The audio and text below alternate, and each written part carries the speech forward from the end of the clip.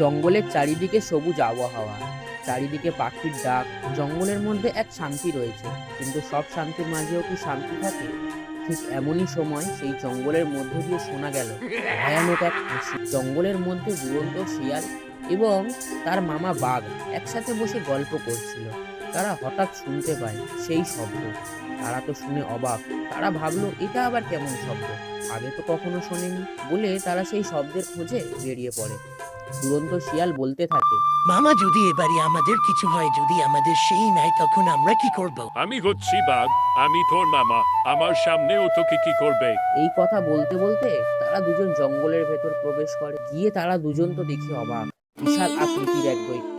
দৈত্য তাদের দুজনকে দেখে বলতে থাকে, তোমরা এখানে কেন এসেছো? যত তাড়াতাড়ি সম্ভব এখান থেকে চলে যাও। তোমার কি হয়েছে? তুমি এমনি কেন বলছো? তোমার কি মনে অনেক কষ্ট? হ্যাঁ, আমার মনে অনেক কষ্ট।